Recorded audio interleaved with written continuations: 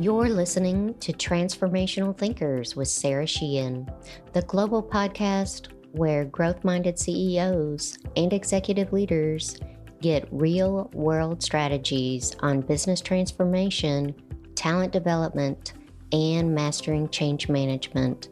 Each episode brings actionable lessons, candid conversations with C-level innovators, and human capital strategies from around the world. If you're ready to scale, optimize your organization, and lead breakthrough change, you're in the right place. Let's unlock enterprise growth and success together. Today's episode is one I know you'll love. I'm sitting down with John Guaspari to dig into the real secrets of workplace engagement.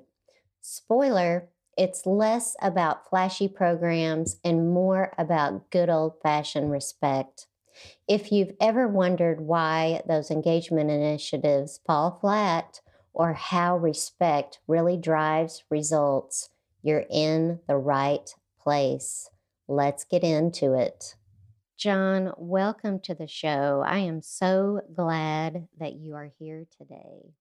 And for our listeners, I'm joined by John Guaspari, who has a recently published book, in addition to his list of very interesting and best-selling books.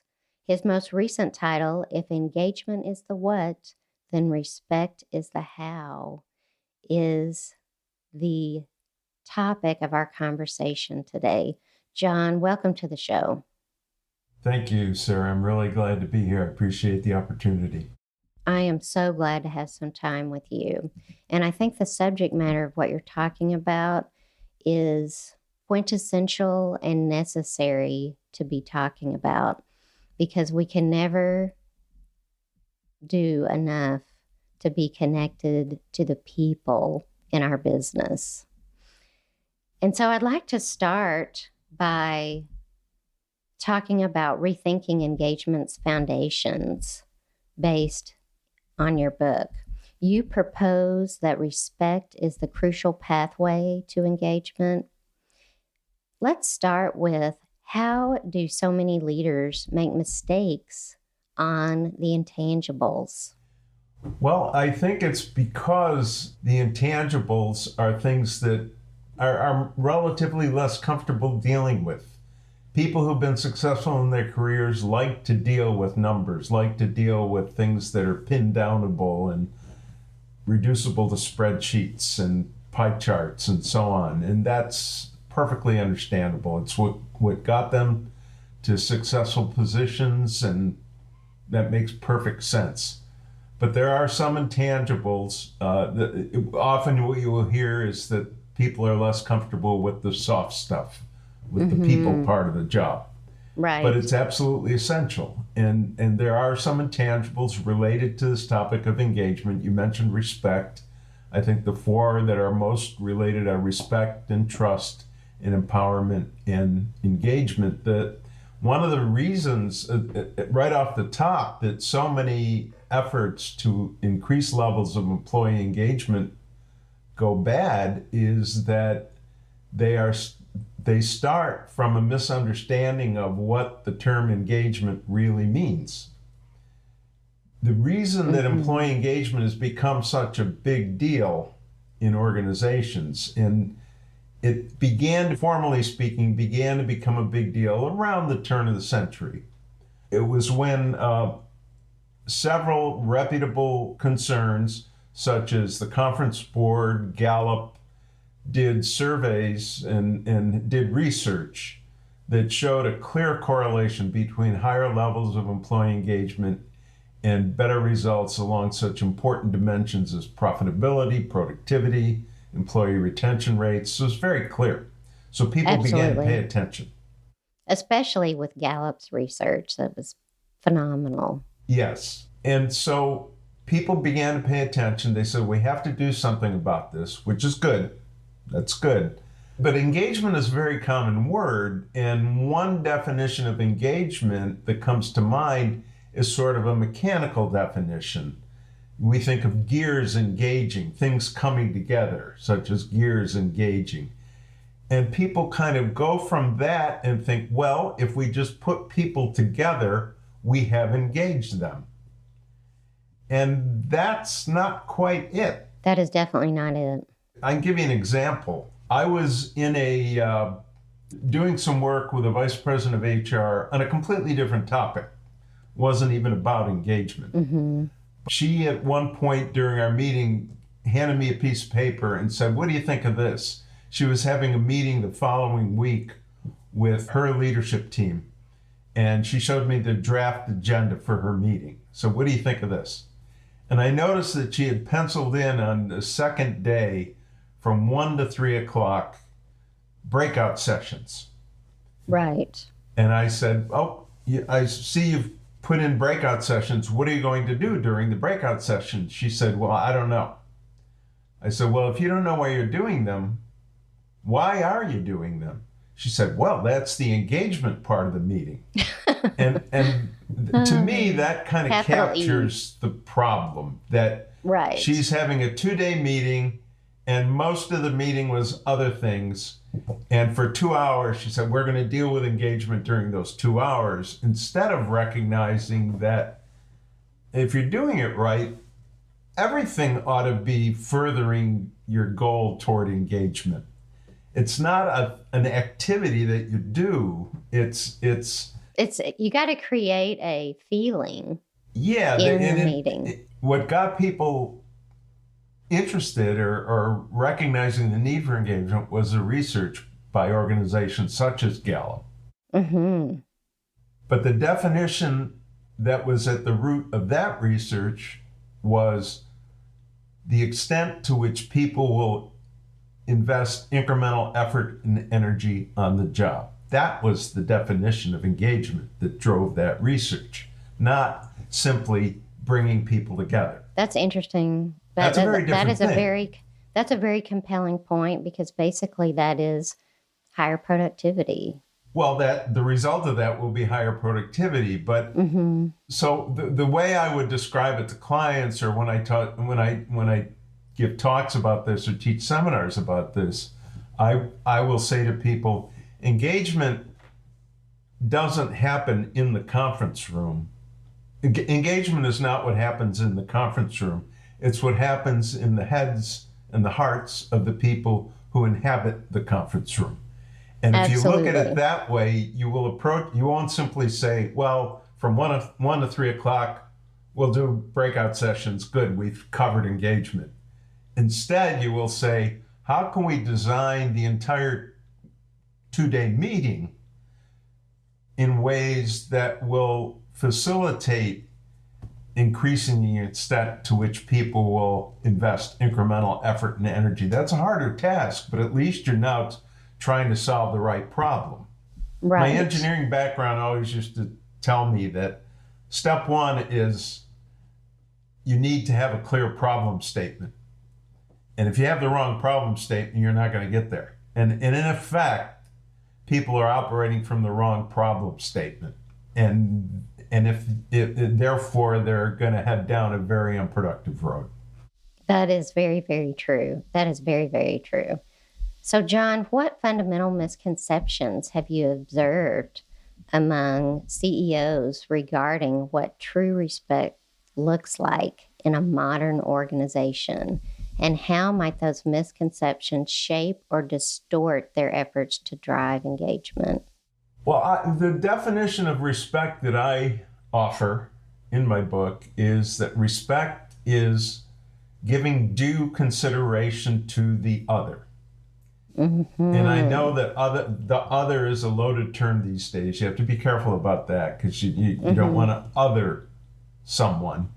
But I think I'm okay with that definition, because in this context, I consider the other everybody who isn't you. So it's simply mm-hmm. saying, in what you say or don't say, in what you do or don't do, have you stopped to think how it's going to affect the other person or other people or the people around you?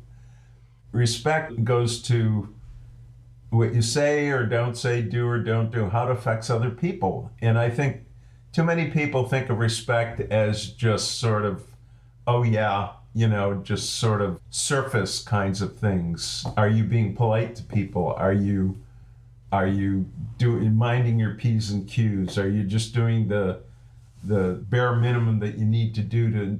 They kind of define respect as the absence of disrespect, when in fact I think there's more to it than that. I do think it is. I think there's way more to it. I do think that it is. Again, I'll give you another example. That I tend to think in terms of examples. This is in my book as well, of an employee who had responded to his boss's request for some information and sent an email in good faith and received an email in reply that said in all caps, not in all caps, I'm sorry, bold-faced and italicized, not what I was looking for, with 4 exclamation points after. So, and that's all it said. So, that's what do you akin to do if you yelling. receive that email? If you know your boss, if you have a pretty good relationship with your boss, you might bring it to him or her and say, what's with this? Are you having a bad day? You can be open. Right. And then he or she might say, yeah, I'm sorry. I don't know and okay. But if not, the person is liable to, the way, this is a hypothetical, the way I wrote it up, the person says, I got to fix this. He winds up canceling his staff meeting or postponing it to the next day.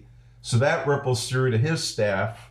So they have to scramble to change their schedules, which can have a ripple effect on whatever other meetings they were going to have or what other things they were going to do. And it ripples through the organization, all because in the first place, the boss didn't take a few seconds before blowing off steam, right, to think about what kind of impact is it. Now, I know that's an extreme example, but these things happen.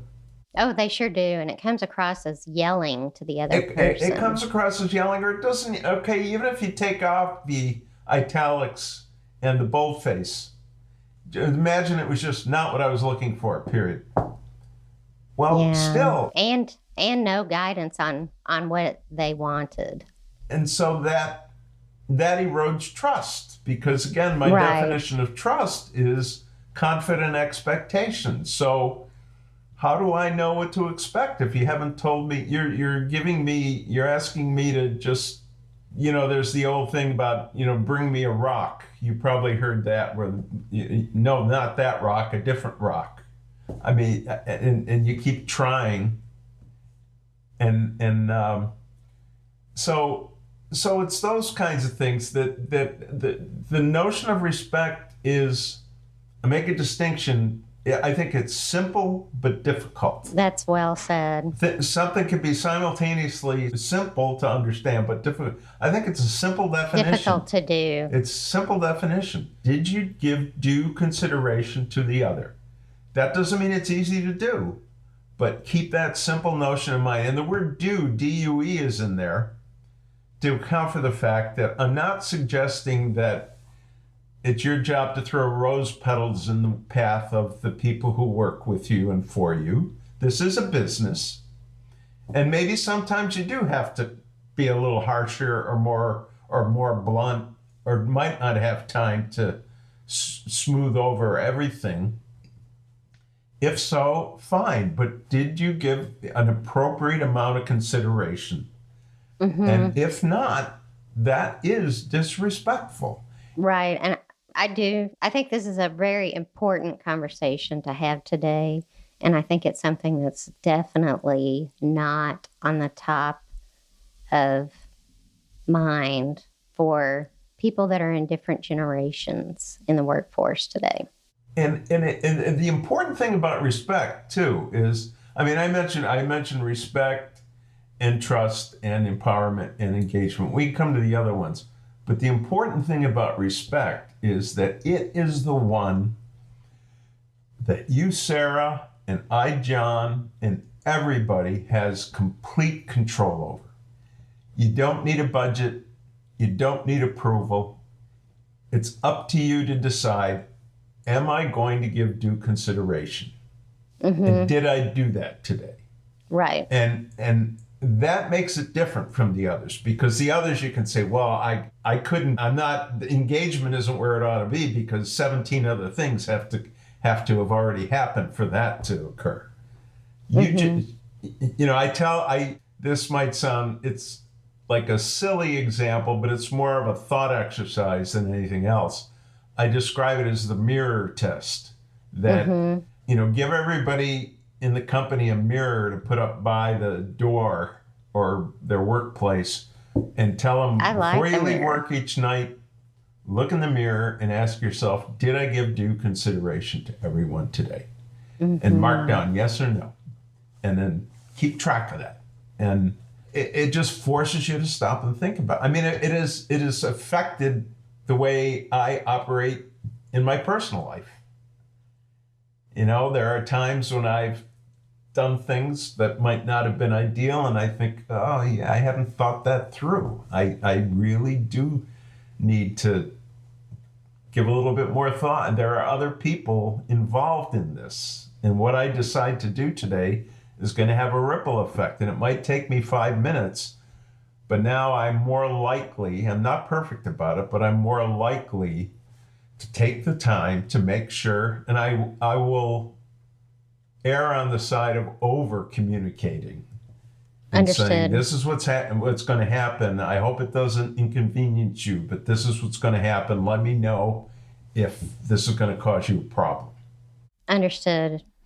It makes a big difference in the relationship with the other person. Yeah.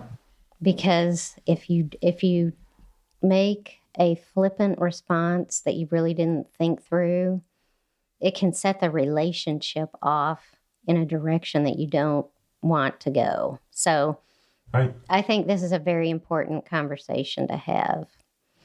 But to pivot, I'd like to pivot to invisible levers in an organizational culture. Most leaders believe that they demonstrate respect through stated values and policies. What have you witnessed as the subtler invisible behaviors from leadership that most effectively transmit or erode respect across teams? And how do those intangibles get misinterpreted or overlooked? Well, again, I mean, the stated values are great, but if they are not lived up to, they become a joke. And people see that. So it's great to have value statements, but once you you go to the trouble of having value statements, you better live up to them, or you're putting a target on your back. So yeah, it's that I've just seen people simply behave in ways that are contra to the values, and as a result of that, you're going to lose people's respect. They're not going to trust you. They're not going to respect you. And if people don't trust or respect you, do you think that's going to increase the extent to which they're going to be likely to invest incremental effort and energy on the job? Engagement levels? Most definitely not. All these things go together. All these things go together. Right, they all go together, for sure. So I've just seen too many people, here's an example that people talk about living up to values. If you say one of our values is we want to empower people, and so someone has an assignment and things don't go as they might have hoped. Right. How does the boss react? Does she take the subordinate aside and say, okay, this didn't work out quite the way you hoped it would. Let's talk about it. What might you have missed? Let's look back. How did you make your decision? What might you have missed that you might not miss the next time? What can you take away from this? Where so you'd be better next time. Okay, no big deal. Go with God. That will preserve the relationship. That is going to make the person feel more empowered. If, on the other hand, she, to use the indelicate expression, rips the person's face off, which that's not good. That's an expression that does get used. I'm gonna rip his, they rip my face off. That all of a sudden, all the fancy language and all the fancy posters or whatever speeches just go up in smoke. Yes, definitely not. There's a tremendous role that feedback plays in helping leaders develop and increase their skills over time. But both parties have to be open to having the conversation in a way that is caring and well-meaning and well-intentioned. Can I give you an example about empowerment that I've witnessed that I think... Please do. It was a client organization, very big organization, multi-billion-dollar company. And they had done a survey of their employees, and what they were asking was the extent to which their employees felt empowered. And the results were very disappointing. And so the VP of HR presented the results, and at the end of it, the president of the company got up, and he was a smart guy, a well-meaning guy, well-intentioned, no doubt about any of that. But he got up and he said, look, I need, and in attendance at the meeting, by the way, were his direct reports and their direct reports. So in a meeting, in a company of that size, those are some high-powered people. This was an expensive meeting. There were like 100 people in the room. He said, I want you to understand, you are all empowered.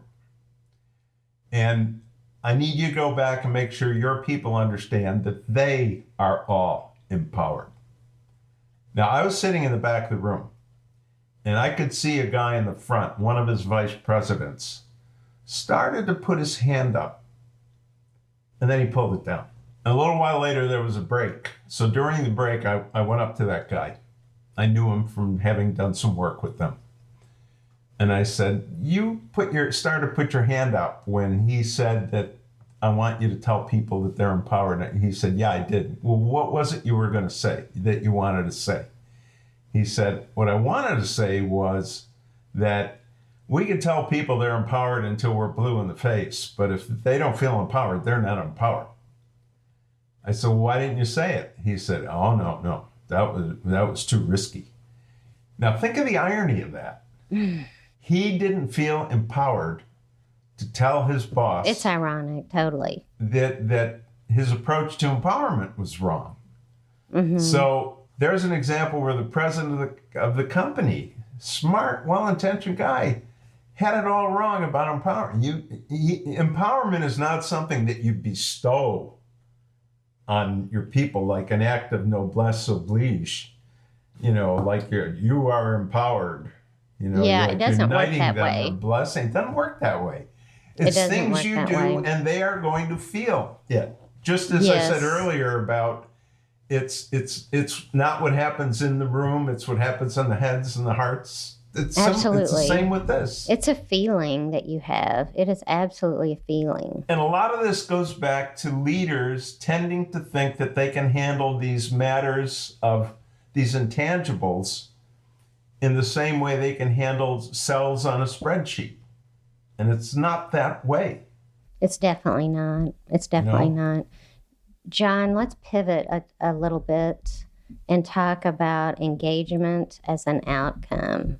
Okay. And how you get there. You've argued that engagement cannot be installed through programs or activities, but is an emergent result of other elements done well. Can you share a story where an organization mistakenly treated engagement as a project and the unexpected consequences that ensued? Well, I mean, I mentioned the one about this is the very tiny example about the woman, the vice president of HR, who wanted to have her 2-hour engagement portion of her meeting. That's a small example. But there was another example where a fella said, "Hey, I have an idea." He wanted to put this true story. He wanted to have ENGAGEMENT. There are 10 letters engaged, however many letters there are. He wanted to have engagement letters, like 8-foot high, 3-dimensional letters that spelled engagement, lining the driveway into the parking lot of their building. Wow. So that people would see that every day. Okay. And he said, "What do you think of that?" And I said, Well, that's funny. That's funny to me. I knew him pretty well, so I just said, "Well, why don't you just hire Aretha Franklin and be done with it?" And because I said, "You can't do it that way. You don't put Stonehenge in your driveway and think you're doing it. You know, right? It's that people tend to grab onto these mechanical, tactic-y things because I think people are just, they find it harder to deal with the soft stuff. And I understand that. They sure do. It is harder to deal with. They want to check the box to say they did something for it, even if they didn't. You know what I mean? And so I think that's absolutely part of the human condition. Where you want to say you made a difference, but I do think the important conversation that you had where you said, well, why don't you hire Aretha Franklin instead? I mean, that is great. Yeah, I mean, I think that kind of point, he laughed and he got the point, and I was able to do it because I knew him reasonably well because I had been working with him for a while. But it is this tendency to want to do things the things you said, it's the human condition. The things that made us successful, I want to keep doing them. So I want to be able to have Gantt charts and PERT charts and spreadsheets and PowerPoints and show all this. And this stuff tends not to be the same. I mean, it's definitely not the same. Way back earlier, long time ago in my career, when I was writing, the topic that I was dealing with then was the total quality management movement. Okay. And as a kind of as a goof, but I was trying to make a serious point. I wrote an article there was a magazine called Quality Digest that I wrote fairly regularly for. And my joke, I would tell people, Quality Digest is a magazine that is not as interesting as it sounds. Funny.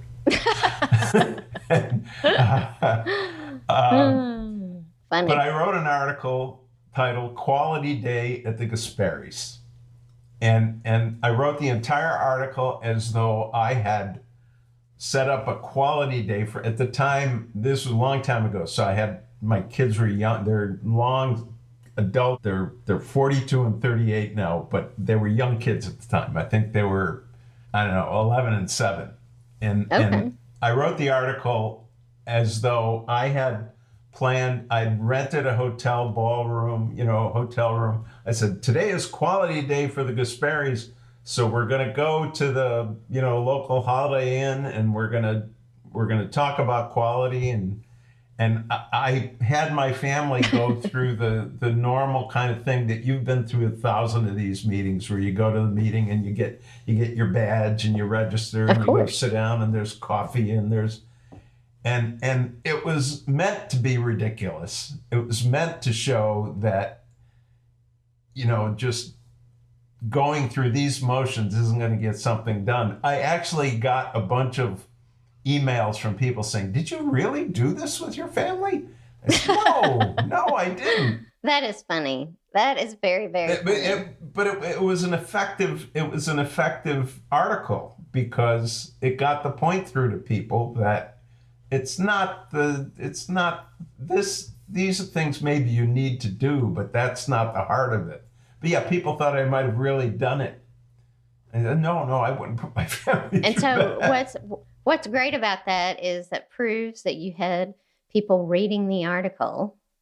Yeah.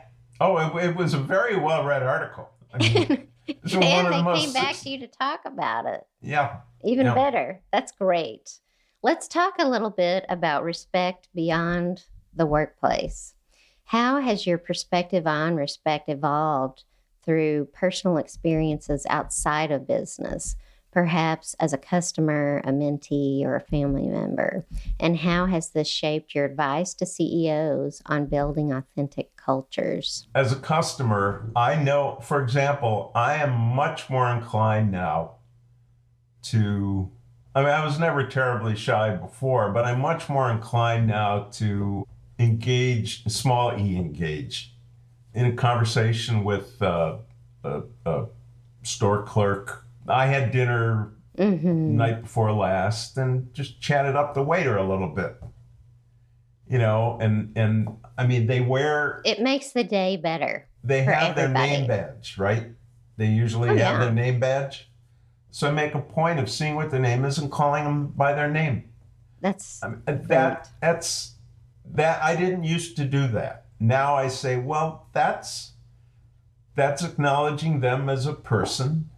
They wear the badge, so it's making it easy for me. Absolutely. If I saw you, if you were waiting on me at a restaurant, I could say, hi, Sarah, how's your day going? That's all. No more than that. But it makes a difference. Yeah, I mean, work is hard, and I always, they're working hard. They work harder than I worked. I understand. It's a hard job, and so there's it is that. A hard job. There's I belong to a golf club, a country club, and I'm on the board of directors there. And so, as a member of the board of directors, I'm required to chair one of the committees. So I have a committee. So I do have a team. And so now here I am, long past my years working in a corporation. But I've now been able to apply a lot of the lessons that I've learned in my consulting work and in my writing, and I've gone out of my way to apply these things. I have an 8-person committee, and I've gone out of my way to apply these things with my committee. And I thought, son of a gun, these things I've been preaching really work. And because it works. People have told me they really feel empowered and respected and all these things that I've been preaching. And I know that I've just done a few little things differently because I'm more attuned to it. I'm more aware of it. I'm more conscious of it. I'm giving more, my definition of giving due consideration. I make a point of, and consideration doesn't mean being considerate consideration means, did you stop to consider? Did you stop to think about? So I actually do stop to think about this, and it works. So there's a couple of examples in response to your question. It works. It works, people. It works. It absolutely works. Let's talk a little bit about measuring the intangibles and the pitfalls that may ensue with that effort. Leadership circles often rely on engagement surveys and metrics. If respect is the how, what are the dangers of quantifying such a deeply human phenomenon? And what alternative approaches would you recommend for CEOs to sense and nurture respect within their organizations? Well, let me go back to engagement, then I'll come back to that. But people they do surveys about engagement. I mentioned earlier the example of the company that did a survey to measure empowerment. Surveys are good for what they're good for. That was a big part of my consulting work. I did a lot of survey work. One of the things I do in my committee that I mentioned at my golf course is I do our annual member survey. They're fine for what they are. Well, and it all depends on the question you're asking, like the overall research question. Sure. But what you if you want to know if your employees are really engaged, people will say, well, how do you go about that? I say, talk to them. And don't say, how engaged do you feel? I, I would never just, ask that question. It's just talk to them. And if you feel uncomfortable talking to them, well, then that's a sign. That should tell you something. Yes, if you feel uncomfortable talking to your employees, that is a huge problem. Yeah. It's just talk to them and you will begin to get a sense of it. Now, there are other measures of engagement, such as absenteeism and those kinds of things, but just talk to them. And you should be able to, if you're a good leader, you should be able to read people well enough to get a sense of how enthused they are about their job, how, and again, you can't go in and say, how enthused are you about your job? And this also isn't something that you just go in and, every 6 months have this conversation. This is something you need to do all the time. Well, and when you're having a regular meeting with them, try to get into the real topics that you need to ask. And be attuned to this stuff. I mean, it's a matter of just, are you good at reading people?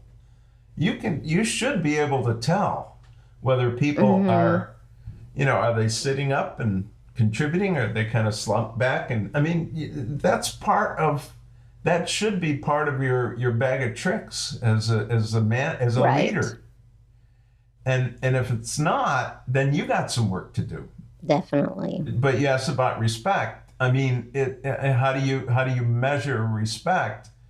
Again, it's a similar sort of thing. Do you get a sense? It will show in how people deal with each other, and you observe this is something you can observe how people are dealing with each other. Are they not to beat a dead horse with this definition, but are they giving due consideration to each other? Are they stopping to think how what they're doing is affecting other people appropriately?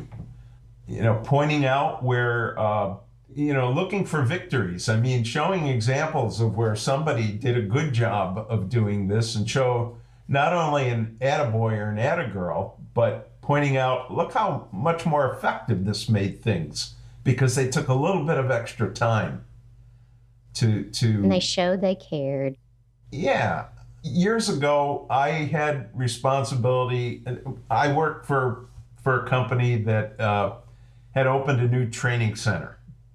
And the guy who had run the training center hadn't done a really good job of it. So my boss asked me to take it on. And I early on decided to look at this as, I recognized that it was a training center, but when I step back and look at it, we were taking reservations for the rooms, we were arranging for meals, we were accommodating special requests. I said, this isn't a training center, we're running a hotel here. Absolutely. It is an experience. And so I told the people on my team, look at it that way and say, what do we need to do? And also, we had to work with the maintenance staff. We had to work with the catering, the kitchen staff. We shouldn't just sit here and plan everything ourselves. Let's bring them into the planning process. And they were stunned that they were asked to be part of the planning process. But I hadn't, again, at that time, I wasn't using these definitions, but in retrospect, I realized I was giving consideration to them. Now, it was in my own self-interest. But as a result of bringing everybody involved, getting everybody involved, the thing wound up being a huge success. And they could see how they pitched in and helped each other, because they felt like they took ownership of the whole center. They all saw what, and it's those things. That's a wonderful example. Yeah, it worked out great. I'm sure it did. And so, John, is there anything else that you'd like to share today? Is there anything else on your mind?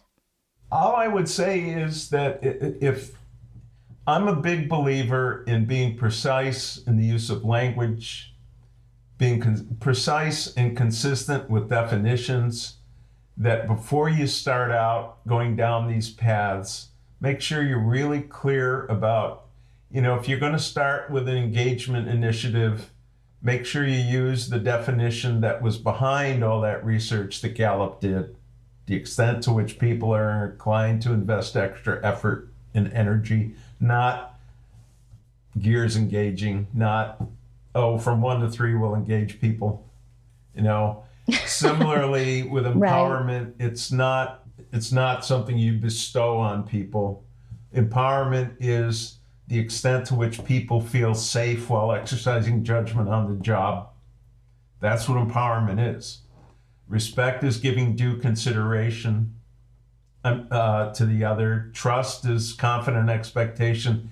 And I'll leave you with this. I think that the heuristic is respect begets trust, trust begets empowerment, empowerment begets engagement. And the thing to focus on, and to remember that respect is the one thing that everybody has complete control over. So they can't say, I didn't have the budget for it, I didn't have the resources for it. They just have to do it. They just have to do it. They have to engage their mind and their heart. It's simple, but not easy. I'll grant that it's not easy, but it is a simple idea. So. Simple, but difficult all at the same time. Exactly. John, tell me how our listeners can find you. The best way to reach me is through my website. It's John Guaspari, all one word, .com, JohnGuaspari.com. And there's a very clear field on there about how to contact me. On that website, there's the section with my books, but there's also a slew of articles that I've written over the years on these things that I think they might find interesting. There's also articles I've written on general interest, book reviews and movie reviews, and I'm a big sports fan, so I've written about sports a lot. I even for 3 years wrote a humor column for a local newspaper, so there's a bunch of those on there. You are a wealth of information, that's for sure. John, I can't thank you enough for your time and generosity today. Thank you so much. Thank you, Sarah. The 3 key takeaways from today's discussion: respect goes beyond politeness. True respect is about giving due consideration to others, not just avoiding obvious disrespect. It's about how our words and actions ripple through a team, shaping trust and long-term relationships. Engagement can't be forced or box-checked.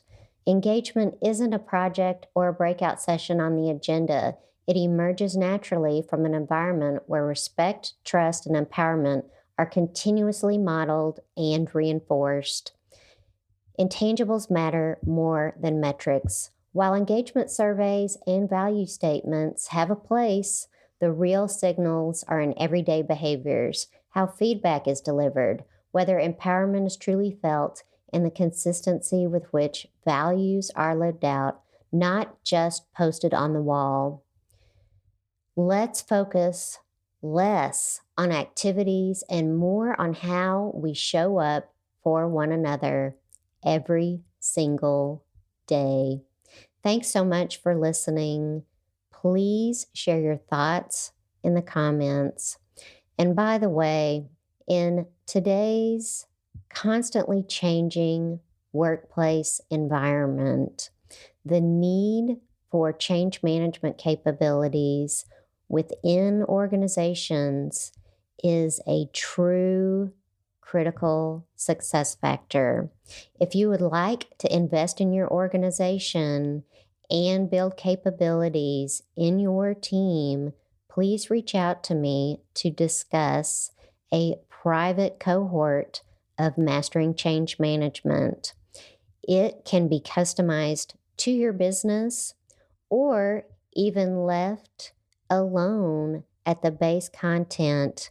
We can embed skills in your organization so that you can succeed and thrive together in today's challenging marketplace.